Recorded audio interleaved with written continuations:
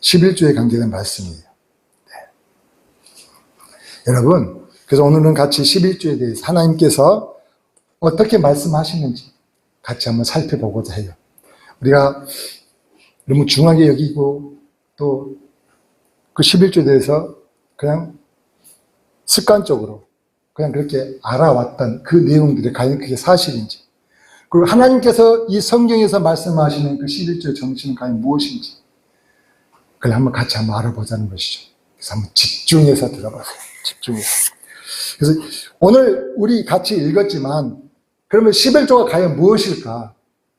우선 결론적으로 먼저 말씀을 드리면 내 삶과 내 재산은 내 능력과 내 노력의 결과가 아니라 내가 주어진 내 삶, 그리고 내게 주어진 모든 재물, 재산, 이것이 내 능력과 내 힘의, 내 능력의 결과가 아니라 하나님의 은혜로 주어졌다는 고백이라는 거죠. 그래서 드리는 것이 11조라는 것입니다. 그냥 성경에서 말하는 11조 정신은 내 삶과 내 재산은 하나님으로부터 비롯되었다는 그런 고백의 증거라는 것입니다. 여러분, 창세기 한 14장을 보면은 뭐라고 이야기하는지 같이 한번 보십시다. 주보에 제가 길게 냈거든요, 주보에. 창세기 14장 19절에 보면은 이렇게 이야기를 해요. 그가 아브라함에게 축복하여 이르되 천지의 주제시여 지극히 높으신 하나님이여 아브라함에게 복을 주옵소서. 너희 대적을 내 손에 붙이신 높으신 하나님을 찬송할지로다 하매 아브라함이 그 얻은 것에서 10분의 1을 멜기세덱에게 주었더라. 이 말씀은 뭔 말씀이냐면, 그러니까 아브라함이 이제 같이 조카 롯과 같이 살다가 조카 롯이 어떻게 소돔으로 이사를 갔죠. 그리고 난 다음에 소돔에 있는 그 연합군과 그돌라오멜 연합군과 같이 어떻게 전쟁이 붙었는데 소돔에 있는 연합군이 졌어요. 패전하게 돼가지고 그렇게 소돔에 있는 연합군뿐만이 아니라 소돔에 사는 그 백성들까지 다 어떻게 포로로 잡아갔던 거죠. 그 중에 있던 롯도 당연히 잡혀갔죠. 그래서 그 이야기를 누가 아브라함이 전해준 거예요. 아브라함이요, 당신의 조카가 그 침략군에게 포로로 내가 잡혀갔어요. 사실 롯은 아무 죄가 없잖아요. 그냥 잡혀간 거예요. 그 이야기를 들은 롯이, 아브라함이 순간 롯을 구해야겠다는 생각 때문에 자기 지금 집안에 있는 가신들, 같이 함께하는 그 장정들 갖다가 한 380명. 그 장정들 데리고 그 구돌라움의 연합군을 갖다가 쫓아가요. 사실은 이건 말이 안 되는 이야기거든요. 그 연합군들은 무장한 군인들이거든요.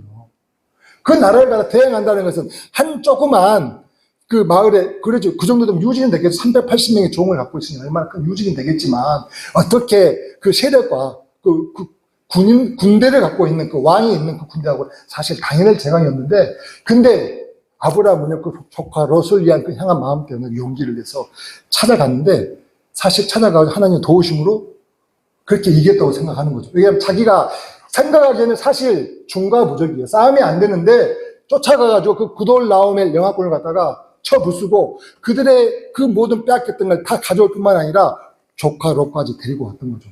그러니까 이게 그 동네에서 너무나 놀랄 일이 된 거예요.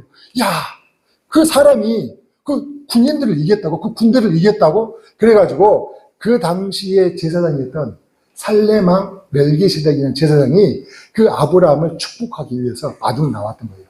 그 내용인 것이죠. 마중 나와가지고 이렇게 아브라함이 이야기하는 거죠. 하나님을 찬송한다. 찬송한다. 아브라함에게 함께하니까 하나님을 찬송합니다 하며 그렇게 그 아브라함을 축복하소서라고 얘기를 하자. 아브라함이 사실 자기가 어떻게 이겼는 걸 생각하잖아요. 하나님의 은혜 아니고서는 이길 수 없었던 일인데 내가 하나님의 은혜로 이겼는데 그 축복을 들은 아브라함은 그래서 멜기세덱 제사장에게 자신이 갖고 온 그 전리품 뺏어왔으니까 많을 거 아니에요. 그 중에 10분의 1을 갖다가 주었다는 이야기. 그래서 성경학자들은 이것을 11조의 시작이라고 이야기를 한다는 것이죠. 그뿐만 아니라 창세기 28장을 보면요, 이렇게 이야기해요. 야곱이 에서를 속이고 도망하게 돼요. 그렇죠. 장제 맹물 속이고 이야기했다가 어떻게 이제 에서가 무서워서 도망을 가다가 잠을 자는데 그때 꿈에 하나님의 야곱을 축복하는 꿈을 꾸게 되죠. 그러니까 생각을 해보세요.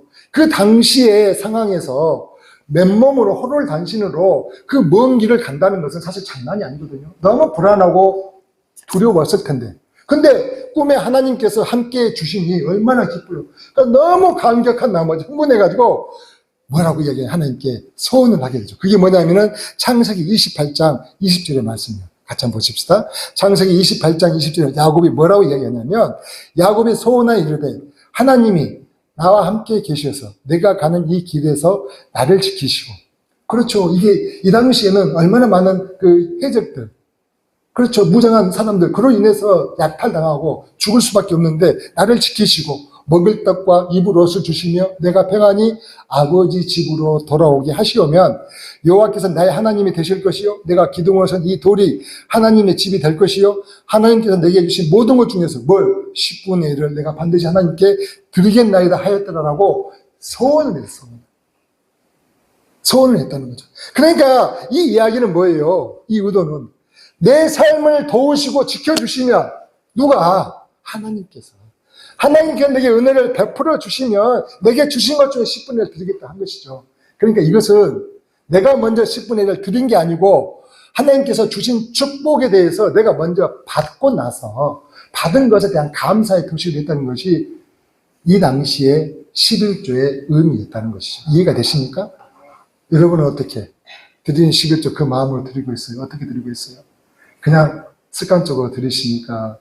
아니면은 하나님께 내게 이렇게 물질을 주셔서 너무 감사한 나머지 내가 10의 9는 다 드려도 되지만 다 하나님 것이지만 10의 9 나 쓰게 하시고 이것 하나님께 감사하면 드립니다라고 드립니까? 어떠십니까?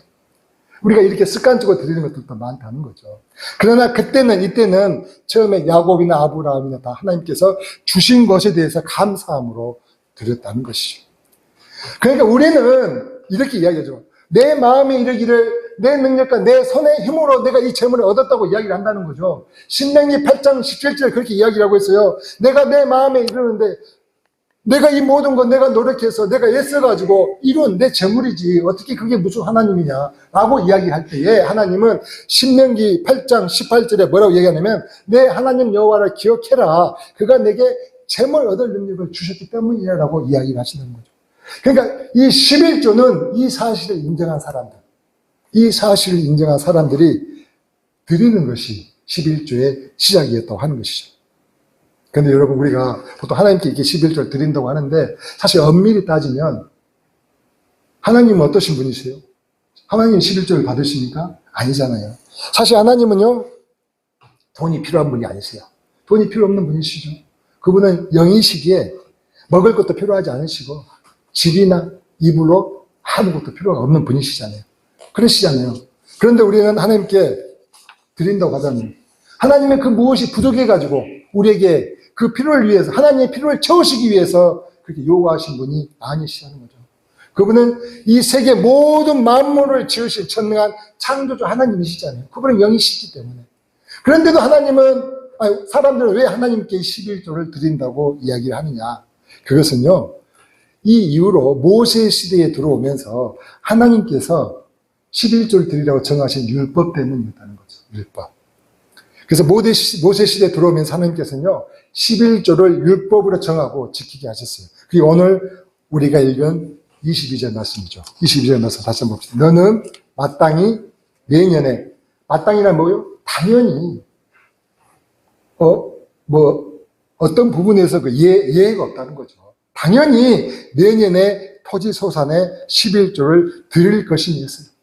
그러니까 가나안 땅에서 이제 들어왔잖아요. 가나안 땅에서 하나님께서 어떻게 해요? 그때는 왕이 없이 하나님께서 다스리는 신정국가이기 때문에 이 신정국가의 유지를 위해서 하나님은 뭐라고 얘기하시냐면 너희는 마땅히 매년에 토지 소산의 11조를 드리라고 이렇게 말씀하시고 정하셔서 드리게 했다는 것입니다.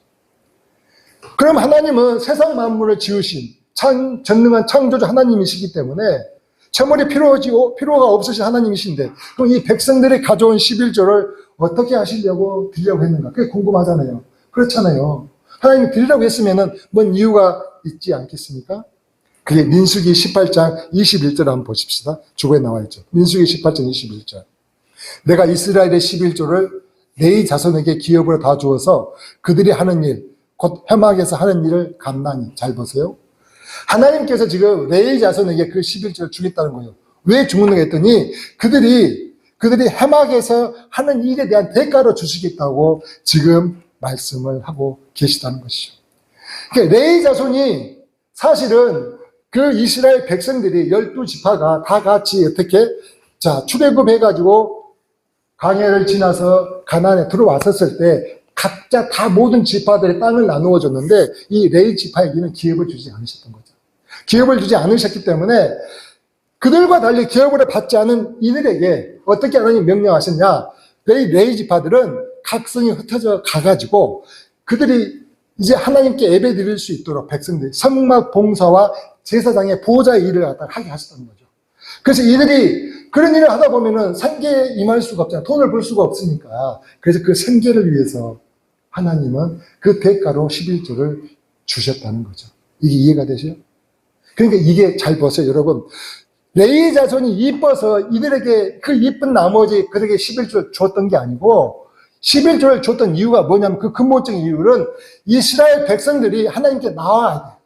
하나님께 예배를 드려야 할 거 아니에요. 하나님을 만나야 할 거 아니에요. 그래서 그 만나야 하는데 그냥 만날 수가 없는 거죠. 그래서 그 만날 수 있도록 하나님께 예배할 수 있도록 이 레위 자손을 세워가지고 그들이 돕게 만든 거죠.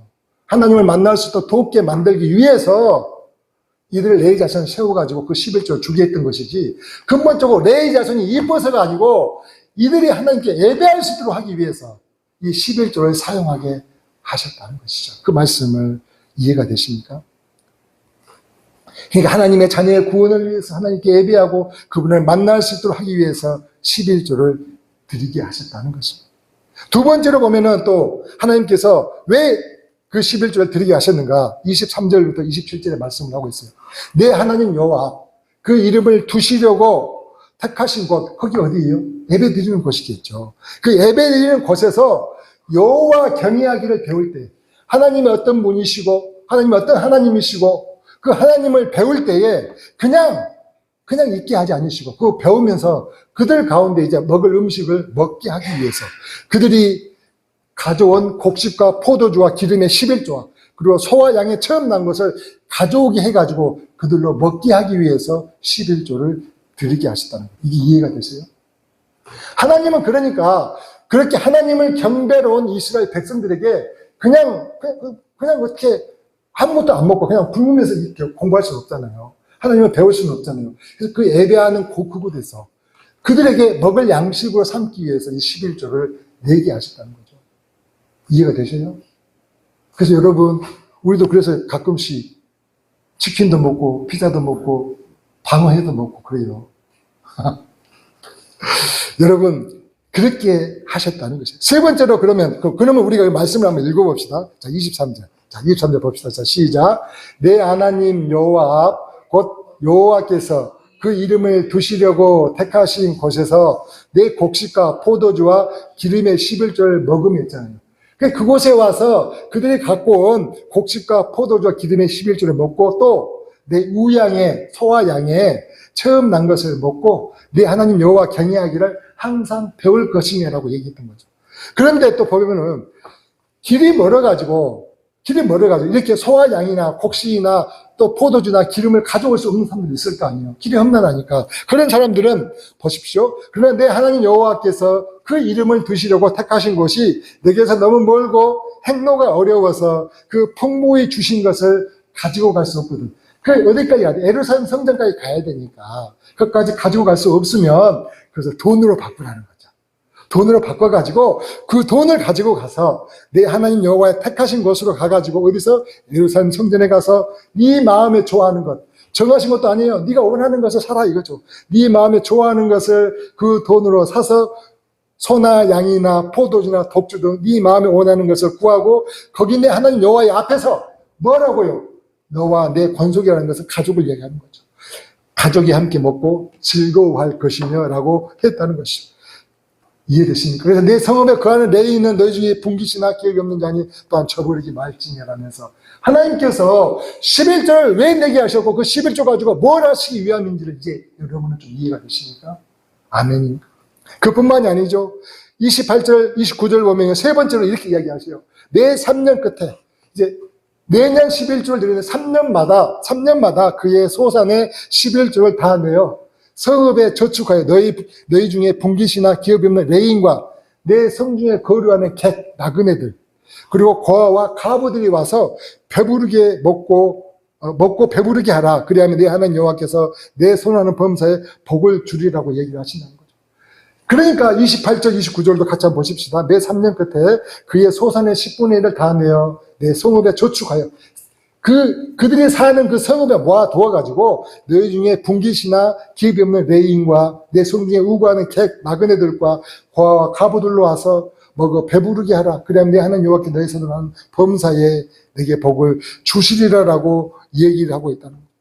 그러니까 백성들이 하나님을 만날 수 있도록, 하나님께 예배할 수 있도록 그 예배하는 그 일을 돕는 사람들에 대해서, 그들이 기업이 없기 때문에 그 헌신하는 사람들을 위해서, 레인과 제사장들을 위해서 하나님께서 그들의 양식을 삼으시고자 11조를 드리라 하셨고, 또한 그 예배하는 곳에서 온 백성들이 하나님을 경외하며 배울 때에 그냥 그들 가운데 그냥 굶지 않고 하나님께 먹으면서 그 말씀을 배울 수 있도록 하시기 위해서 그 11조를 갖다가 내게 하셨다는 거예요. 그뿐만 아니라 또 어렵고 힘들어하는 사람들도 있을 거 아니에요.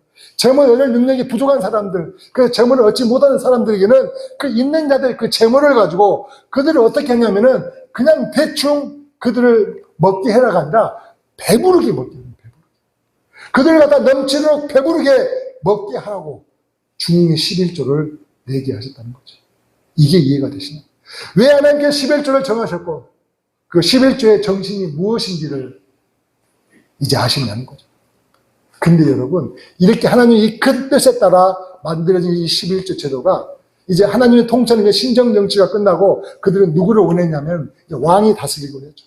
하나님 말고 우리 중에 왕을 뽑아서 왕이 나라를 다스리게 해주세요라고 그렇게 이야기를 해서 이제 왕정 시대를 거치면서요, 이 11조의 정치인 의미는요, 나라의 왕의 정치력에 따라서 그 사람의 정치를 어떻게 하냐에 따라서 이제 많이 퇴색되고 변질되어 갔던 것이죠. 그 기간에 하나님을 떠난 그 왕들을 하나님께서 어떻게 했어요? 다 멸망시켜버렸죠. 아시리아와 바벨론에 의해서.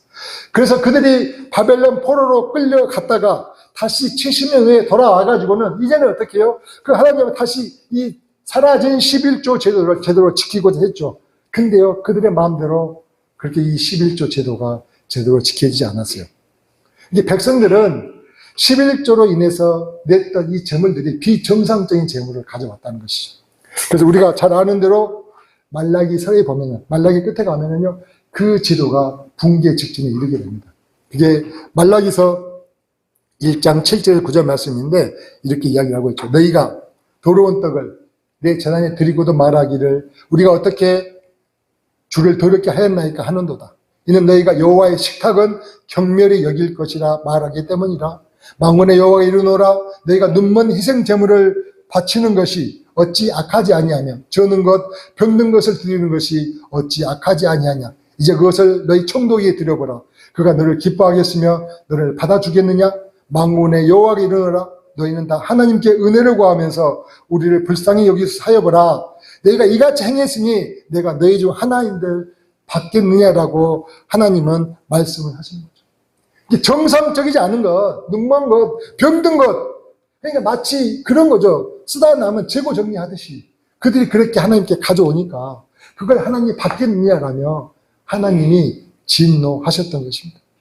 그러니까 이렇게 하나님께서 정하신, 그래서 11조 제도가 이렇게 이 사람들에 의해서 이제 변질이 되어진 이유가 뭐였냐면, 사실 그렇게 드린 이 11조도 이 레인들이요, 정말 하나님의 뜻대로 제대로 사용하지 않고 자기 배만 채웠어요. 자기 배만. 그리고 그들은요, 그 11조를 갖다가 11조를 내야지만 복을 받는다면서 이 기복적인 신앙으로, 하나님의 그 뜻이 아니었잖아요. 11조 내에 있던 것은. 복을 주기 위함이 아닌데, 너 이걸 내지 않으면 너 복 받아, 복 못 받아 하면서 이렇게 협박하는 기복적인 신앙으로 그들을 11조를 이용을 했고요. 11조를 안 하면 벌 받을 거야 라면서 공포심을 조성했기 때문에 사실은 이 11조의 제도가 그때는 너무나 많이 악용되고, 원래의 하나님의 취지를 갖다가 떠나는 그런 어떤 모습들을 보였다는 거죠. 그래서 그 이후로 예수님이 오셔가지고 이 구약적 제도 아래서 만들어진 이 종교 제도인 이 11조. 종교 제도를 유지하기 위해서 그들은 그렇게 11조를 운영을 해왔었죠. 성전 시스템을 유지하기 위해서 그 당시에 있는 제사장들과 바리새인, 서기관들 그렇게 운영을 해오니까 사실은 그거에 대해서 예수님께서 말씀을 하셔. 마가복음 13장 2절에 뭐라고 얘기하시냐면은 예수께서 이르시되 이 큰 건물들을 보느냐 돌 하나도 돌 위에 남지 않고 다 무너뜨려지려 하시니라 라고 말씀을 하시면서 사실은 이 시스템을 갖다가 다 이제는 무너진다, 없어질 것이라면서 폐하셨다고 말씀을 하시는 거죠. 이 말이 뭔 말이냐 여러분 잘 생각해 보세요. 그 당시에 그들은 이 종교 제도를 유지할 수단으로 성전을 화려하고 웅장하게 짓는 것이 그들의 목적이었어요. 왜냐하면 이 성전 가운데 누가? 하나님이 임재하신다고 생각했거든요. 그들은 오래전부터 그렇게 예전에는 하나님께서 성전 가운데 임재하셨기 때문에 이 성전을 화려하고 웅장하게 짓는 것이 그러므로 인해 가지고 그 뜻에 따라 많은 백성들이 성전에 와서 헌금을 할 거 아니에요. 11조를 드릴 거 아니에요. 그러므로서 이 종교 제도를 통하여 이 성전 시스템을 유지해 나가는 길로 여겼기 때문에 그들은요 성전을 화려하고 웅장하게 지었던 것이에요. 근데 그 큰 건물들이 어떻게 된다고요? 돌 위에 하나도 남지 않고 다 무너뜨려진다고 했죠. 그건 뭔 말이냐? 그렇게 너희들이 애지중지하는 그 종교 시스템 이제 다 무너진다고 말씀하시는 거죠. 그래서 그 구약의 11조의 제도가 이제 그렇게 악용하고 그것을 갖다가 자신의 폭리를 위하여 자신의 배를 불리기 위해 삼았던 이 제도는 예수님의 오심으로 인해 가지고 모두가 다 무너졌다고 말씀을 하시는 거죠. 로마서 10장 4절도 그렇게 이야기를 하고 있어요. 그리스도는 모든 믿는 자에게 의를 이루기 위하여 율법의 마침이 되시니라고 말씀하시면서 예수님이 이 모든 율법의 마침이 되신다고 말씀하시는 거죠. 마태복음 5장 17절 18절 말씀에도 내가 율법이나 선지자를 폐하러온 줄을 생각하지 말라. 폐하러온 것이 아니요 완전하게 하려 합니다. 내가 율법이나 선지자를 폐하러온 생각하지 말라. 폐하러온 것이 아니요 완전하게 하려 합니다. 진실로 너희에게 이르노니 선지가 없어지기 전에는 율법의 1.1획도 결코 없어지지 아니하고 다 이루리라고 말씀하신다는 이 의미가 뭐냐? 이제는 율법이 요구하는 그 제삭시인 그 사망을 예수님께 십자가에서 대신 지셨잖아요. 율법이 요구하는 그 제삭은 사망이라고 했는 그 제삭을 예수님께서 대속의 제물로 십자가 대신 다 지셨기 때문에 이제는 율법을 통한 행위가 아니라 오직 뭐로? 예수를 믿음으로 오직 믿음으로만 의로워진 시대를 갖다가 예수님이 여셨다는 거죠. 그래서 예수님이 그 율법의 마침이 되셨다는 얘기가 그런 의미이고 예수님께서 그 율법을 폐하러온 것이 아니라 온전케 하신다는 완전케 하시는 의미가 그런 의미라는 거죠. 그래서 이제 그 구약 시대에 있는 그 11조의 종교 제도 그 성전 시스템을 이제는 어떻게 해요? 예수님이 오심을 인해 가지고 그 신약 시대에는 이제는 폐하여졌다고 이야기를 한다는 것입니다. 이게 이해가 되십니까? 그러니까 구약의 11조 제도는 그러면 신약에서는 예수님께서 어떻게 완전하게 하셨냐? 우리가 율법으로 구원받을 수는 없잖아요. 율법으로 구원받을 수 없지만 구원받은 사람들이 당연히 지켜야 할 것은 뭐예요? 부담스러워하지 않고 그 율법을 지키잖아요. 우리가 구원받은 그 은혜로. 그렇듯이 예수님도 율법을 폐하러 오신 것이 아니다 하셨듯이 우리가 헌금을 하고 11조를 해서 우리가 구원을 받는 건 아니죠. 우리가 헌금을 하고 11조 구원을 받는 건 아니지만 예수 그리스도를 믿음으로 하나님께서 우리를 구원해 주신 그 감격이 우리 안에 흘러넘칠 때 예수 그리스도를 믿음으로 하나님께 나를 구원해 주셨던 그 감격이 내 안에 흘러넘칠 때 내가 그리스도인이 될 때 그 구약의 11조는요 신학에서는 연보라는 형태로 우리에게 표현이 되었던 거죠. 연보라는 형태로. 그래서 그리스도의 사랑의 그 사인으로 나타났다는 것이에요. 그게 보면 사도 바울이 고린도 교회를 향하는 그 권면에서 우리가 읽을 수 있는데 같이 한번 말씀을 보십시다. 고린도후서 9장을 한번 보십시다. 고린도후서 9장 9장 5절 말씀 한번 보십시다. 자, 이렇게 이야기를 하죠. 이러므로 내가 이 형제들로 먼저 너희에게 가서 너희의 전에 약속한 연보를 미리 준비케 하도록 권면하는 것이 필요한 줄 생각하였노니 이렇게 준비하여야 참 연보답고 억지가 아닙니다. 이 말씀은 사도 바울이 좀 고린도 교회에게 하는 얘기예요. 이 고린도 교인들에게 당시에 예루살렘에 있는 성도들이 너무 어렵기 때문에 그들을 도와야 되는데 너희들이 연보를 하면 좋겠다. 그 대신에 그 연보를 하는데 어떻게 하느냐? 미리 준비해라. 미리 준비하라고 얘기하는 거죠. 이것이 적게 심는 자는 적게 거두고 많이 심는 자는 많이 거둔다 하는 말이로다. 각각 그 마음에 정한 대로 할 것이요. 어떻게 한다고요? 그 마음에 정한 대로 할 것이요. 인색함으로나 억지로 하지 말지니 하나님은 즐겨내는 자를 사랑하시느니라라고 이야기를 하신다는 거예요. 그러니까 고린도 교인들이 예루살렘 성도들 위해서 연보를 할 때 어떻게 인색하지 않고 억지로 하지 않고 미리 마음에 정한 대로 준비해서 하라는, 그래서 하나님은 그런 사람을 어떻게 한다고요? 사랑하신다고 이야기를 하시는 거죠. 그러니까 신약시대에 와서 이 연보도 어떻게 11조의 정신을 이어가느냐. 구약시대처럼 제사를 드리지 않으므로 레인은 없죠. 레인은 없지만 예수님께서 우리 죄를 위한 대속의 제물이 되어 죽으셨잖아요. 대속의 제물이 되어 죽으시고 부활하셨기에 모든 걸 버리고 예수님을 따른 그 제자들처럼 이 시대에도 예수님만을 바라보고 살아가는 자들에게 사용되어지는 것이죠. 그 연보가.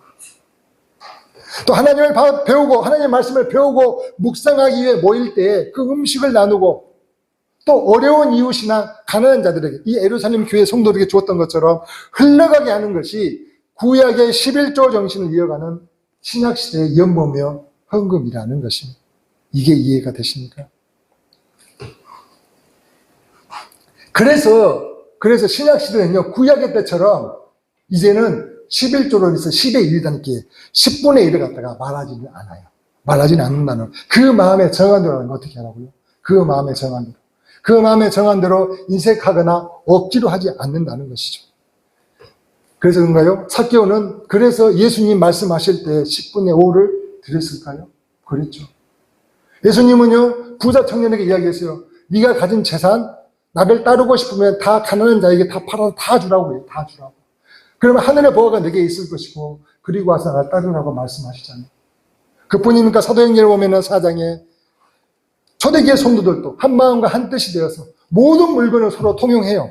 그래서 내 재물을 조금이라도 아까워하지 않고 내 것이 여기지 않고요. 서로 아낌없이 나누다 보니 성도 중에 가난한 사람이 하나도 없게 되었다고 증언을 하고 있잖아요. 이게 그 하나님의 뜻이 온전히 이루어지는 거죠. 그 말씀의 근거는 어디에 있느냐? 우리 욥의 고백을 보면 알 수가 있죠. 욥의 고백에서 뭐라고 얘기하죠? 욥기서 1장 21절이죠. 욥이 모태에서 알몸을 나왔다는 거죠. 그리고 우리가 누구나 알몸으로 돌아간다는 것이죠. 다시 말해서 우리가 알몸을 나와서 알몸으로 돌아가는데 그 모든 것에 주신 이도 여호와시요 거두시는 분도 여호와이시기에 그게 믿어지는 자들을 통하여 오늘 내 손에 있는 능력으로 얻어진 재물이라고 생각하는 사람이 아니라 그 말씀에 대해서 믿어지는 사람들에 대해서 그 재물 얻을 능력을 주신 그 하나님의 은혜로 주어진 것임을 잊지 않는 그 믿음의 사람들을 통해서 이루어지고 있다는 것이죠. 또 시편 41편의 말씀대로 이렇게 이야기하죠. 가난한 자를 보살피는 자를 여호와께 장의 날에 그를 건져주시고 원수들에게서 구하시고 병상에서 붙으시고 누우실 때마다 그의 병을 고쳐주신다고 했나요?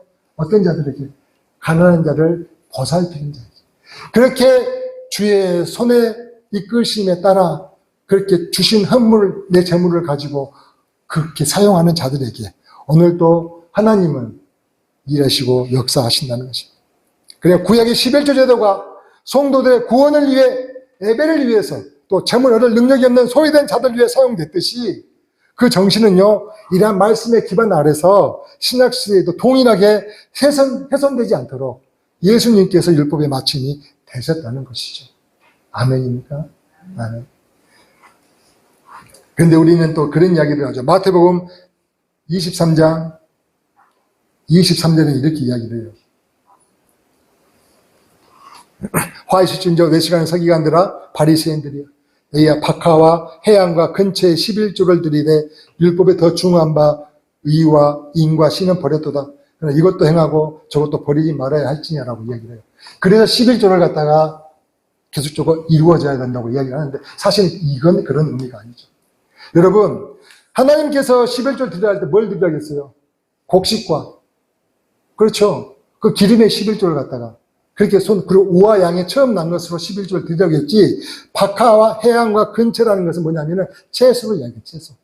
근데 그 당시에 서기관과 바리새인들은요, 11조를 갖다가 어느 정도까지 드렸냐면은 채소까지도 11조를 갖다가 이렇게 떼어가지고 드렸다고 얘기하는 거죠. 근데 주님은 너희가 그것을 드리면서 정말로 중요한 하나님의 의와 그리고 하나님의 그 믿음, 하나님의 공의로움, 그 모든 걸 다 저버리고 이렇게 형식적인 11조를 드린 것에 대해서 하나님께서 지금 나무라시는 거죠. 그러나 너희가 11조를 드리는 정신은 하나님 뭔가 드리고자 하는 그 마음은 너무 좋은데 그러나 그 근본적으로 드리는 그 마음 가운데는 내가 형식적인 외식하는 모습으로 드려서는 안 된다는 이야기를 하고 있는 거죠.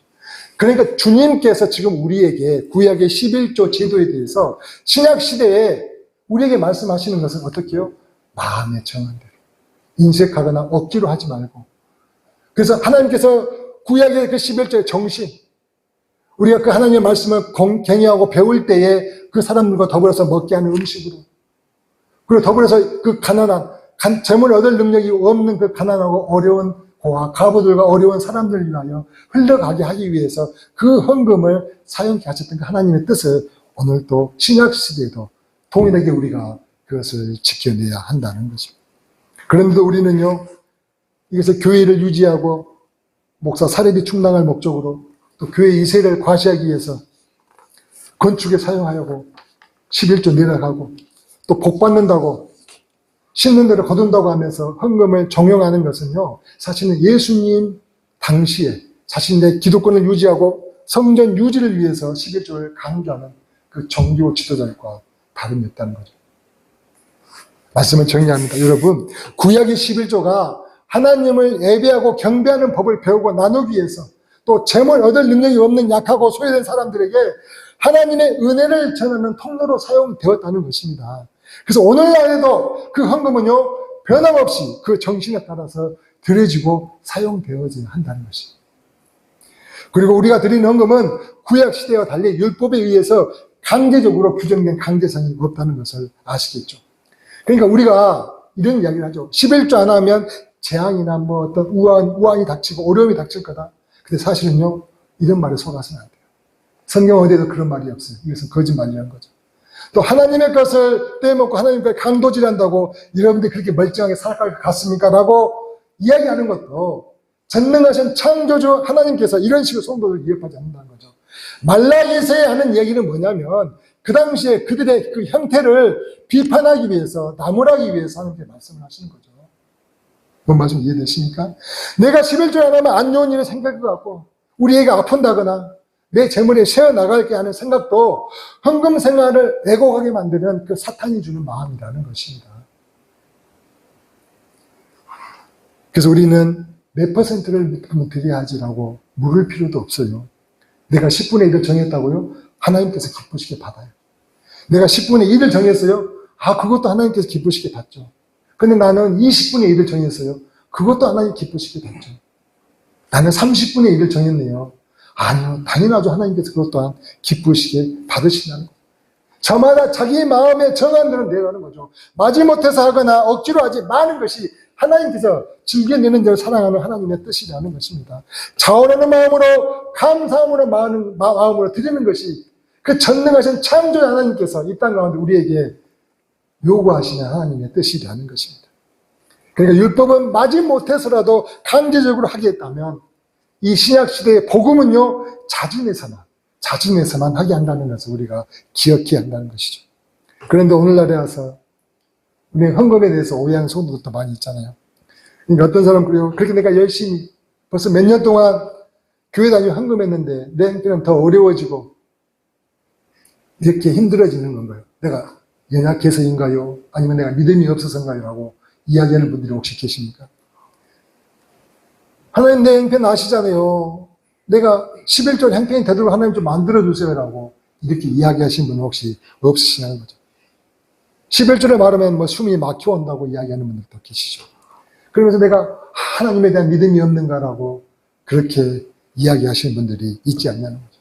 근데 여러분, 우리가 정확히 알아야 할 것은 뭐냐면 우리가 헌금을 하고 11조를 해서 우리가 구원받는 것이 아니라는 거예요. 헌금을 하고 11조를 구원받는 것이 아니라 예수 그리스도의 믿음으로 구원을 받는다고 했잖아요. 근데 그 예수 그리스도의 믿음으로 구원받는 그 구원의 은혜가 내 안에 가득해서 아브라함이 그렇게 중과부적인 그돌라멜 연합군을 갖다가 무찌르고 난 다음에 내 힘이 아니라 하나님의 은혜로 이 모든 것이 되어졌음에 감사함으로 드렸듯이 야곱이 그렇게 그 험한 땅을 지나갈 때에 내가 무사히 내 하나님이 지켜주신다면 그 은혜가 내게 감사해가지고 내가 감격해서 그가 소원을 했듯이 하나님의 은혜와 사랑으로 내가 구원받은 은혜가 내게 넘침으로 인해가지고 내가 자원해서 내 마음에 정한 대로 드리는 것이 우리가 드리는 헌금이고 11조고 연보여야 한다는 것이죠. 그래서 오늘 하나님께서 11조를 통해서 우리에게 주신 메시지가 뭘까? 다시 한번 정리한다면 이렇게 이야기할 수 있겠죠. 내 삶과 재산은요, 내 능력과 노력의 결과가 아니라는 그런 것이 깨달아질 때, 아, 내가 하나님의 은혜로 이 모든 것이 주어졌음을 알게 돼서 내가 10의 1을 드리는 것이 아니라 10의 9를 오히려 내가 쓰도록 하나님께서 내게 은혜를 베풀어 주셨구나 아는 마음이 들게 하는 것이 오늘 헌금의 이유라는 것입니다.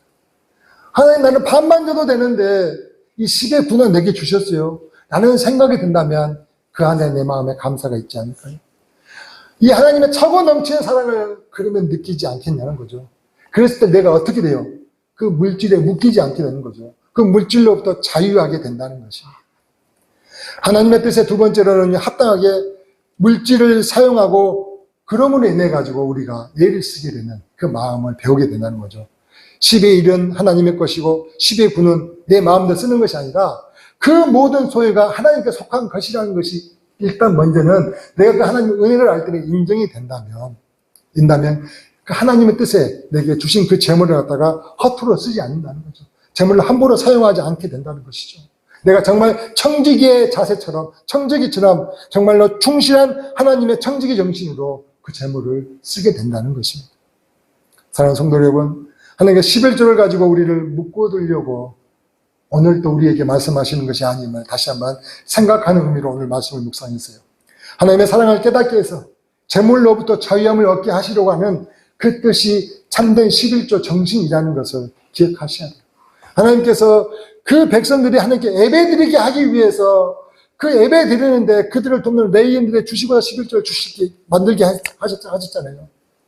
그들이 그 예배를 드릴 때에 그냥 그렇게 굶지 않고 그 음식을 서로 가지고 나누면서 하나님을 예배하고 하나님을 알아가도록 하기 위해서 그 11조를 드리게 하셨다고 했잖아요. 정말 얻을 능력이 없어서 그나마도 얻지 못하는 자들을 하나님은 그들에게도 은혜를 베푸시기 위해서 그 정말 능력이 있는 것들을 가지고 서로 나누게 하기 위해서 하나님께 11조를 드리게 하셨다고 했잖아요. 그 정신은 오늘 이 시간도 동일하다는 것입니다. 그 의미는 오늘 또 분명히 우리에게 요구되어진다는 것입니다. 그래서 그 하나님의 뜻이 그 의미가 내 안에 깨달아질 때에 이제는 우리는 재물로부터 자유하며 그 마음의 넉넉함과 풍성함을 누리게 될 것이라는 거죠. 이 모든 은혜가 여러분의 있기를 주의 이름으로 축원합니다. 아멘. 말씀을 생각하면서 같이 한번 기도하며 하나님, 나의 삶과 재산은요 내 능력과 힘으로 주어진 것으로 알아왔었는데 하나님께 내게 주신 재물 얻을 능력을 주셔서 얻은 것임을 깨닫게 하시니 감사합니다. 이제 우리의 구원을 위해 예배를 위해 내 하나님께 나아갈 수 있도록 돕는 자들에게 갚으시려고 대가를 지불하시려고 물질을 드리게 하신 하나님, 하나님의 말씀을 배우는 자들의 음식을 삼기 위하여 11조를 드리게 하신 하나님, 고아 가와 나그네들에게 흘러가도록 드리게 하신 그 하나님의 마음을 이제 온전히 알게 되게 하시니 감사합니다. 우리가 드리는 헌금이 그렇게 주의 나라와 의를 위하여 앞으로도 사용되기를 기도합니다. 우리가 하나님과 재물을 같이 섬길 수 없는 말씀을 기억하여 하나님을 중히 여기면 다른 것은 형이 되고 또 하나님을 사랑하면 다른 것은 미워할 수밖에 없는 뜻을 잊지 않고 내 하나님을 위하여 물질을 총처럼 부리는 자들 되게 하여 주시옵소서. 물질에 매이지 않는 자유함을 누리는 자들 되게 하여 주시옵소서. 주신 10의 9를 충성스러운 청지기처럼 주를 위하여 사용하는 자녀들 되게 하여 주시옵소서. 사탄의 유혹이 되는 것에 기웃거리지 않게 하여 주시옵소서. 주라 그리하면 주실 것이요 곧 후이되어 눈으로 넘치도록 하여 너에게 안겨주시라 하신 말씀대로 인색하거나 보이는 것 때문에 억지로 하지 않게 하여 주시옵소서. 우리가 헤아리는 것으로, 우리가 남을 헤아리는 것으로 우리 헤아림을 받을 수 있음을 깨달아 알게 하여 주시옵소서. 예수님의 이름으로 기도하옵나이다. 아멘. 같이 찬양 드리겠습니다. 온 마음 다해 찬양합니다.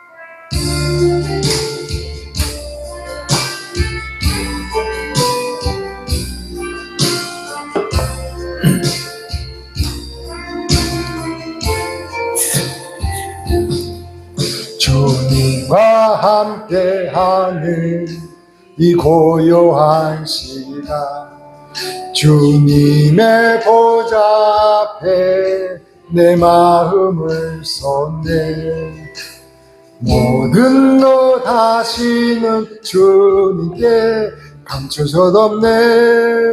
내 맘과 정성 다해 주 바라나이다. 주님과 함께하는 주님과 함께하는 이 고요한 시간, 주님의 보좌 앞에 내 마음을 쏟네. 모든 것 아시는 주님께 감출 것 없네. 내 맘과 정성 다해 주 바라나이다.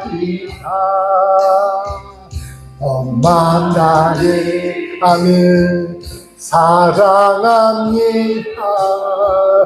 온 맘 다해 주 알기 원하네. 내 모든 삶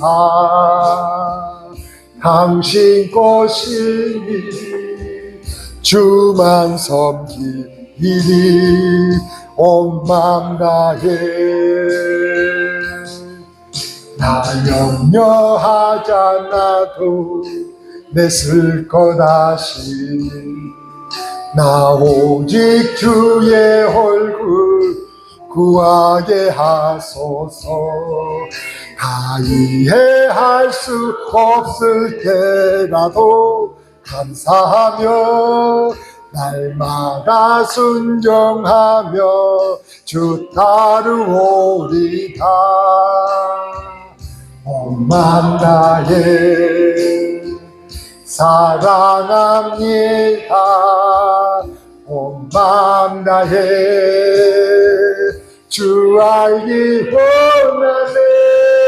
내 모든 삶 당신 것이니 주만 섬기니 온 맘 다해 아멘.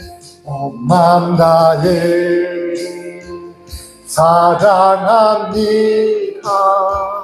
온 맘 다해 주 알기 원하네. 내 모든 삶 당신 것이니 주만 섬기니 온 맘 다해 아멘. 기도하겠습니다. 여러분의 신앙의 고백이 되시길 소망합니다. 우리가 이 은혜가 우리에게 있다는 것을 깨닫는다는 게 이게 얼마나 큰 은혜인 줄 아세요? 은혜 아니면 살아갈 수가 없네. 호흡마저도 다 주의 것이니 아멘. 세상 평안과 위로 내게 없어도 예수 오직 예수뿐이네. 아멘. 은혜 아니면 살아갈 수가 없네. 호흡마저도 다 주의 것이니 세상 평안과 위로 내게 없어도 예수 오직 예수뿐이네. 그 신께 다 볼 수도 없고 작은 고난에 지쳐도 주께 묻기 나의 모든 삶 버티고 견디게 하시네. 은혜 아니면 살아갈 수가 없네. 나의 모든 것 다 주께 맡기니 참된 평안과 위로 내게 주신 주 예수, 오직 예수뿐이네. 아멘. 여러분, 인쾌해 다 볼 수도 없고 작은 고난에 지쳐도 주께 묻기 나의 모든 삶 버티고 견디게 하시네. 그 신기해 그 신기해 다 볼 수도 없고 작은 고난에 지쳐도 주께 묻기 나의 모든 삶 버티고 견디게 하시네. 은혜 아니면 살아갈 수가 없네. 나의 모든 것 다 주께 맡기니 참된 평안과 위로 내게 주신 주 예수, 오직 예수뿐이네. 은혜 아니면 살아갈 수가 없네. 나의 모든 것 다 주께 맡기니 참된 평안과 위로 내게 주신 주 예수, 오직 예수뿐이네.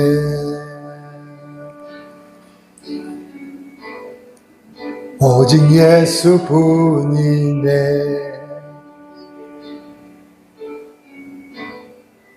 오직 예수뿐이네. 아멘.